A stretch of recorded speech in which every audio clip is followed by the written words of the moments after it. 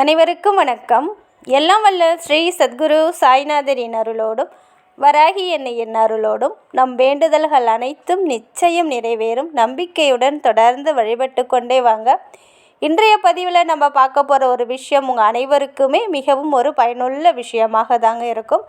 நாளைக்கு வெள்ளிக்கிழமை அன்று இந்த ஒரு வழிபாடை நீங்கள் செய்வதின் மூலமாக உங்களுக்கு கிடைக்கக்கூடிய பலன்கள் என்ன அப்படின்னு பார்த்தீங்கன்னா, தீராத கஷ்டம், தாங்க முடியாத வேதனைகளாக இருந்தாலும் சரிங்க, கணவன் மனைவிக்குள்ளே அடிக்கடி சண்டை சச்சரவாக இருக்குது, குடும்பத்தில் நிம்மதி இல்லை, மகிழ்ச்சி இல்லை, பணவரவு இல்லை, கடன் பிரச்சனையாக இருக்குது, எந்த ஒரு வேலையை தொட்டாலும் விருத்தியாம்சம் இல்லாமல் தடைப்பட்டு கொண்டே இருக்குது அப்படின்னு சொல்கிற அனைவருக்குமே இந்த ஒரு பரிகாரம் கை மேல் பலன் தரக்கூடியது. ஒரு 3 வெள்ளிக்கிழமை செய்தால் மட்டும் போதும். அதாவது நாளைக்கு வெள்ளிக்கிழமை இரவு 8 மணிலேருந்து ஒரு 11 மணிக்குள்ளே எப்போ டைம் கிடைக்குதோ அப்போ இதை தாராளமாக செய்யலாம். 8 to 9 கூட சுக்கிர ஓரை இருக்குது. இந்த நேரத்தில் கூட நீங்கள் செய்வதன் மூலமாக நல்ல பலன்களை நீங்கள் பார்க்க முடியும்.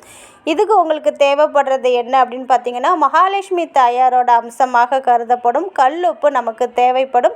ஒரு கைப்பிடி அளவு கல்லுப்பு எடுத்துக்கோங்க. அதே போல் நம்ம கிச்சனில் இருக்கக்கூடிய கருப்பு நிறத்தில் இருக்கக்கூடிய கடுகு, இந்த 2 பொருட்களையும் எடுத்துக்கோங்க. அதே போல் உங்கள் வீட்டில் கண்ணாடியால் ஆன பாத்திரம் இருந்தால் எடுத்துக்கோங்க. அப்படி இல்லைன்னா மண்ணால் ஆன கிண்ணம் இருந்தால் எடுத்துக்கோங்க. இது எதுவுமே இல்லை அப்படின்ற பட்சத்தில் தேங்காய் ஓடு இருக்குது பாருங்கள், கொட்டாங்குச்சி இருக்குது பாருங்கள், அதை எடுத்துக்கோங்க.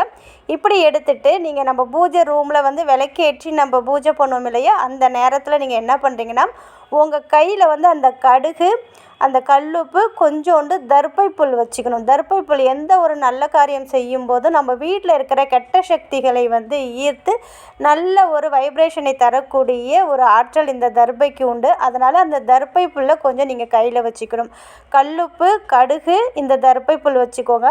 இப்படி கையில் வச்சுட்டு நம்ம பூஜை ரூமில் நம்ம மகாலட்சுமி தாயாராக வணங்கும் வராகி அன்னையிடம் நம்ம வீட்டில் இருக்கிற அனைத்து கஷ்டங்களும் நீங்கணும், கடன் பிரச்சனை தீரணும், வீட்டில் மகிழ்ச்சி ஏற்படணும், நிம்மதி அதிகரிக்க வேண்டும், பணம் காசுக்கு குறைவில்லாமல் இருக்கணும், தன தானியம் அனைத்தும் என் இல்லம் தேடி வரணும், வீட்டில் இருக்கிற கெட்ட சக்திகள் எல்லாம் விலகி போகணும் அப்படின்னு மனதார பிரார்த்தனை பண்ணிக்கிட்டு நீங்கள் கையில் வச்சிருக்கிற கல்லுப்பு, அதே போல் பார்த்தீங்கன்னா கடுகு, தர்பை புல், இது எல்லாமே அந்த மண் பாத்திரத்தில் வச்சுக்கோங்க. மண் பாத்திரம் இல்லாத பட்சத்தில் சுத்தமாக இருக்கிற தேங்காய் ஓட்டில் வச்சு வராகி அன்னையுடைய பாதத்தில் வச்சுருங்க.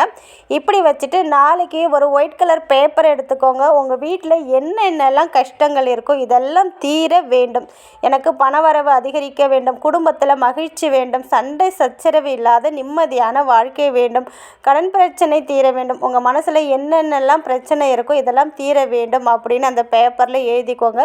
இதெல்லாம் எழுதிட்டீங்க இல்லையா, எழுதி முடித்ததுக்கப்புறம் நீங்கள் கையில் வச்சு மகாலட்சுமி தாயார்கிட்ட பிரார்த்தனை பண்ணியிருக்கீங்க பாருங்கள், கல்லுப்பு, கடுகு, தர்பை, இது எல்லாமே அந்த பேப்பருக்குள்ளே வச்சுக்கோங்க. அதில் கொஞ்சோண்டு பச்சை கற்பூரம் வச்சுக்கோங்க. பச்சை கற்பூரம் நிறைய பேர் இல்லை அப்படின்னு சொல்கிறீங்க.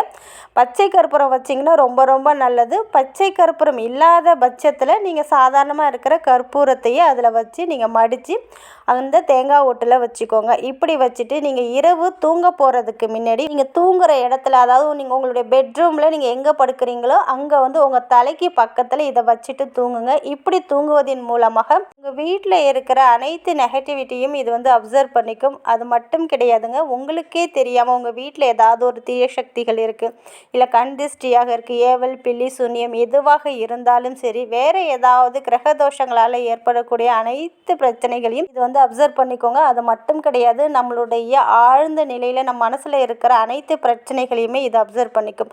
அதனால் இதை நீங்கள் தூங்க போகிறதுக்கு முன்னாடி உங்களுடைய தலையணைக்கு பக்கத்தில் வச்சுட்டு தூங்கிடுங்க. மறுநாள் காலையில் ஏந்திரிச்சு நீங்கள் என்ன பண்ணுறீங்கன்னா, சனிக்கிழமை இந்த தேங்காய் ஓட்டோடு எடுத்துகிட்டு போய் அதில் நீங்கள் பச்சை கற்பூரம் வச்சுருக்கீங்க இல்லையா, அதை நீங்கள் கொளுத்தி விட்டுடுங்க. அது நல்லா எரிய ஆரம்பிக்கும். எரிஞ்சு முடித்ததுக்கப்புறம் அந்த தேங்காய் ஓடும் நல்லா எரியிற அளவுக்கு நீங்கள் பச்சை கற்பூரம் வச்சுக்கோங்க.